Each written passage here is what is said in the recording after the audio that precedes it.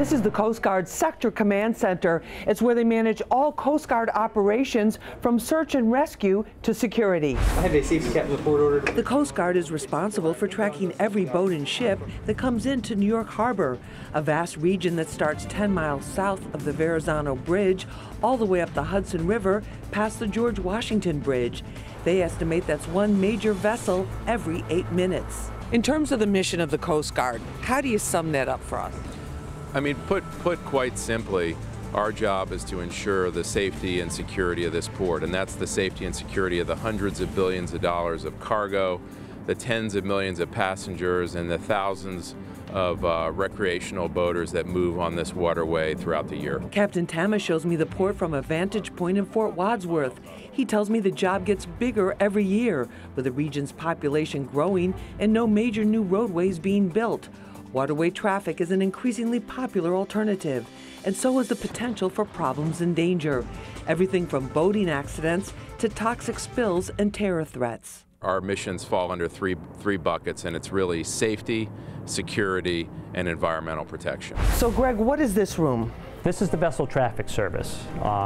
Here we manage all the ships and tugs and tows that come in and out of the port of New York and New Jersey. HITCHEN, who is a Coast Guard veteran and now a civilian employee, says 1/3 of the United States gets its goods and products through the port of New York and New Jersey. They're prepared for any incident or emergency with established protocols. We coordinate on a daily basis with NYPD, the fire department as well, and also with the New Jersey law enforcement entities if we see a problem. HITCHEN gives us a closer look at how they keep security tight and the waterways safe.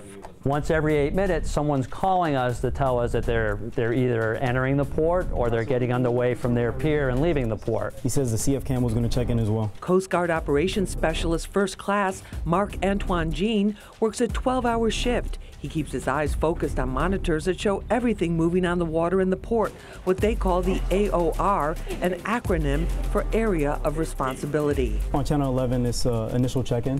Any of the vessels that are going to be commuting in our AOR or coming into our AOR are required to check in on Channel 11. We're providing them any significant advisories as well as traffic that will affect their transit. The monitors show not only what's moving, but also where boats and ships are docked or anchored, like parking spots on the water. What's going on right here? So Will is on Channel 12, radio Channel 12. He is focused on the East River, and he's also focused on what we call the Arthur Kill. From the Fort Wadsworth headquarters on Staten Island, we head over to a part of the Brooklyn Navy Yard few get to see. The Coast Guard is also responsible for ensuring that vessels moving through the port are physically safe.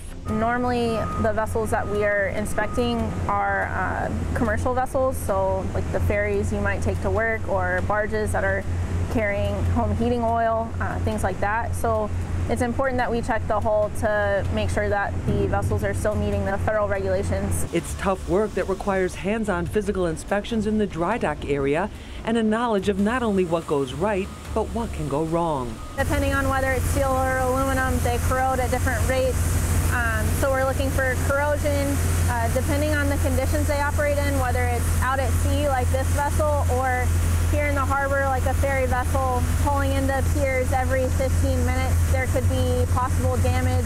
The members of the Coast Guard know they're the front line of defense on the waterways for millions of people, and it's a mission they fulfill every day. At Fort Wadsworth, I'm Lisa Evers, Fox 5 News.